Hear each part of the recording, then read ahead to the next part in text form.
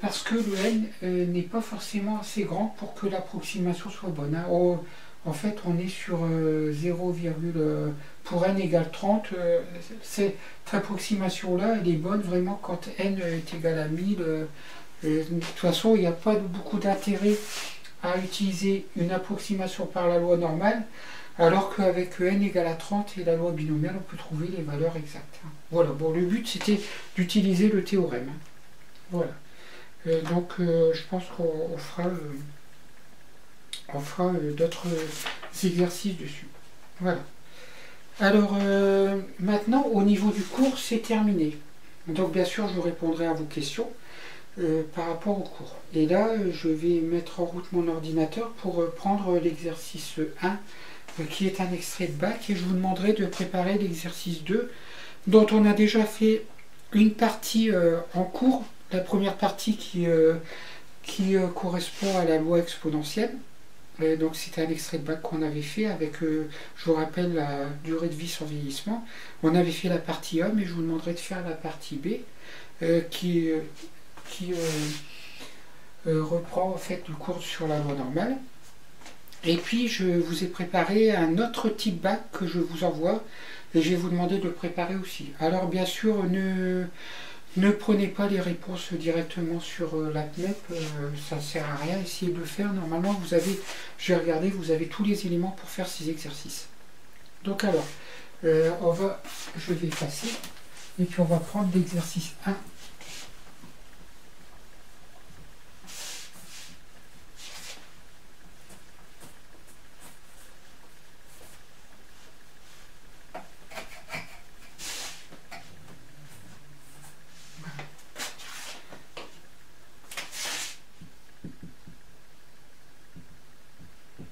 Donc de la fiche d'exercice que vous avez. Alors, je vais remettre en route mon ordinateur.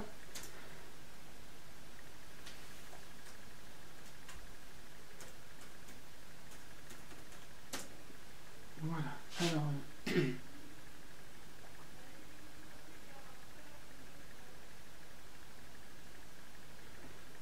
voilà l'exercice 1.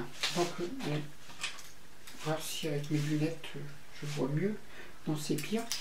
Donc, alors, lors d'une soirée, une chaîne de télévision a retransmis un match. Cette chaîne a ensuite proposé une émission d'analyse de ce match. On dispose des informations suivantes. Donc 56% des téléspectateurs ont regardé le match. Un quart des téléspectateurs ayant regardé le match ont aussi regardé l'émission. Et puis 16,2% des téléspectateurs ont regardé l'émission. On interroge au hasard un téléspectateur et on note les événements. M, le téléspectateur a regardé le match, et E, le téléspectateur a regardé l'émission. On note X, la probabilité qu'un téléspectateur ait regardé l'émission, sachant qu'il n'a pas regardé le match. Donc première question, construire un arbre pondéré illustrant la situation. Donc là, je pense que vous savez tous le faire. Je vais essayer de séparer l'exercice en deux parties. Là. Donc ici, bien sûr, on a le téléspectateur a regardé le match ou n'a pas regardé le match. Et puis après, soit il a regardé l'émission, soit il n'a pas regardé l'émission. Donc soit il a regardé l'émission, soit il n'a pas regardé l'émission. Donc alors, qu'est-ce qu'on sait d'après l'énoncé? Donc on sait que 56% des téléspectateurs ont regardé le match. Donc d'après l'énoncé, je mets en rouge les données qui correspondent à ce qu'il y a dans l'énoncé. Donc on est à 0,56. Voilà. Et un quart des téléspectateurs ayant regardé le match auront aussi regardé l'émission. Donc la probabilité qu'ils ont regardé l'émission, sachant qu'ils ont regardé le match, donc elle est égale à un quart. Voilà. Et puis après, on sait que P de E, qu'est-ce qu'on sait? P de E, c'est égal à 16,2% des téléspectateurs vont regarder l'émission, donc ça fait 0,162. Voilà ce qu'il y a dans l'énoncé. Qu'est-ce qu'on peut en déduire directement sur l'arbre? On peut en déduire directement la probabilité de M bar, donc qui est égal à 1 moins 0,56. Donc ici on a 0,44. Voilà. On peut en déduire la probabilité de E bar sachant M. Ici, comme on a un quart, ici on a 3 quarts. Voilà. Voilà. Alors après, donc construire l'arbre, et puis qu'est-ce qu'on a est-ce qu'on connaît le reste? Non. Pour l'instant, on ne connaît pas le reste, mais on vous dit que dans l'énoncé,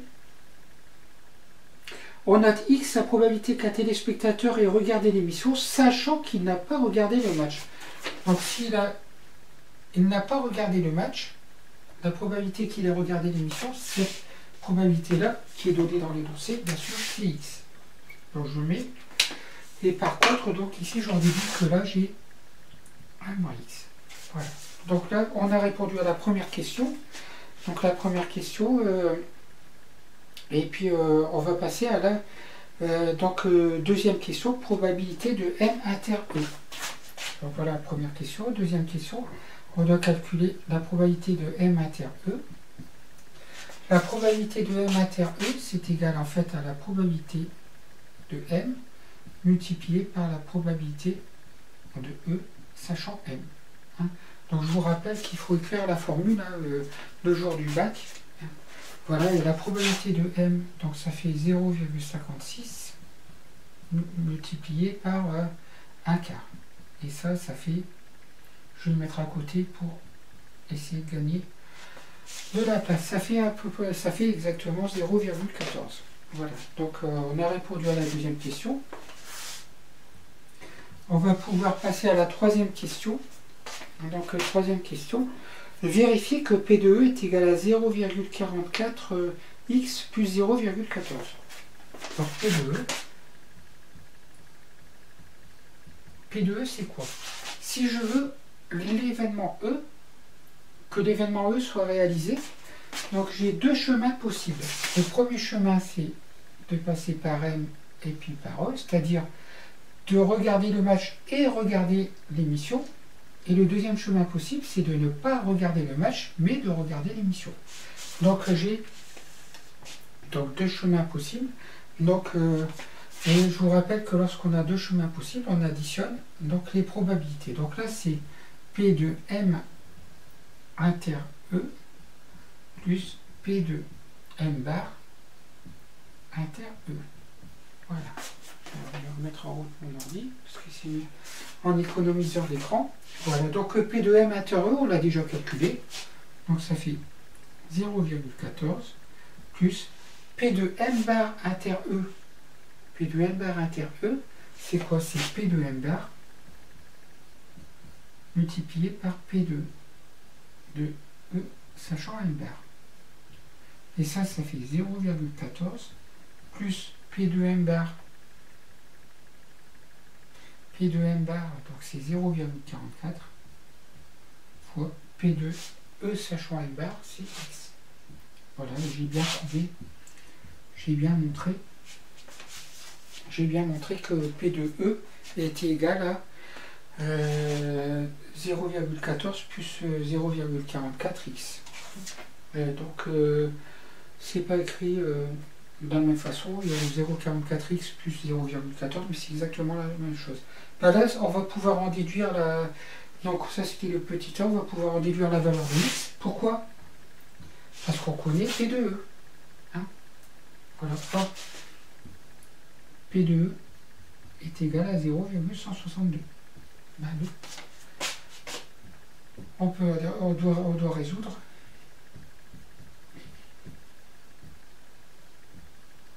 On doit résoudre donc 0,14 plus 0,44x est égal à 0,162. Voilà, en faisant ça, on obtient 0,44x est égal à 0,162 moins 0,14. Ça nous fait 0,44x est égal à 0,022. Et ça nous donne x est égal à... ça c'est la moitié divisé par 10, donc je pense 0,05, il me semble. Je vais vérifier. Donc 0,05. Voilà. Donc on a trouvé la valeur de x. Et puis on peut passer à la quatrième question. Donc le téléspectateur interrogé n'a pas regardé l'émission. Donc quelle est la probabilité qu'il ait regardé le match? Donc en fait on veut calculer la probabilité qu'il ait regardé le match, sachant qu'il n'a pas regardé l'émission. Donc là on utilise la formule de base, hein, donc c'est la probabilité de M inter E bar divisé par la probabilité de E bar. Je vais écrire sur la même ligne, hein. D'habitude on écrit en dessous, mais là c'est pour un gain de classe, je vais écrire sur la même ligne. Donc P de M inter E bar, donc ça fait 0,56 fois 3 quarts divisé par P de E bar. P de E bar c'est 1 moins P de E, c'est 1 moins 0,162. Je prends la calculatrice et je calcule. Donc ça fait 0,56 fois 3 quarts, donc 0,75, divisé par 1 moins 0,162. Voilà, et ça nous donne 0, à peu près 0,50.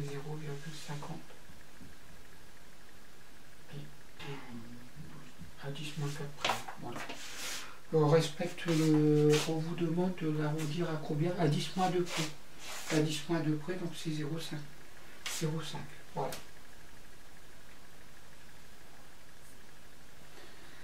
Voilà pour la première partie. Donc première partie, normalement vous deviez savoir le faire, hein, parce que c'est le type d'exercice qu'on a fait et refait depuis le début de l'année. Donc voilà, on arrive à la partie B. Qu'est-ce qu'on vous dit dans la partie B? Donc pour déterminer l'audience des chaînes de télévision, un institut de sondage recueille au moyen de boîtiers individuels des informations auprès de milliers de foyers français. Donc cet institut décide de modéliser le temps passé en heures par un téléspectateur devant la télévision le soir du match par une variable aléatoire T qui suit une loi normale d'espérance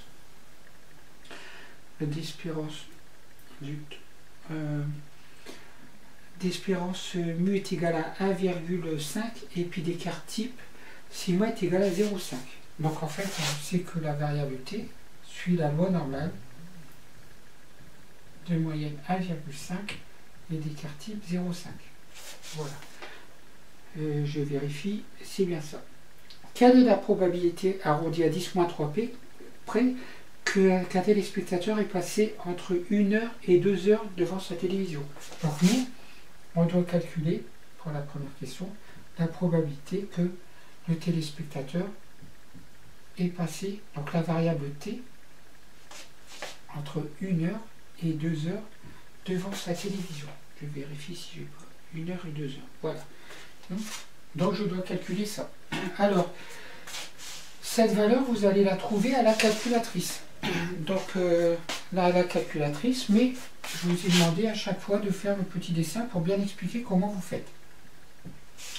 Comment on fait? Je vous rappelle qu'on met l'espérance. Ici, c'est 1,5. Et puis là, on a un écart type de 0,5. Donc ici, j'ai 0,5, 0,5, 0,5. Donc ici, si j'ajoute, ça fait 2, 2,5 et 3. Et de l'autre côté, moins 0,5, ça fait 1, moins 0,5, ça fait 0,5, et moins 0,5, ça fait 0. Et ma courbe de Gauss,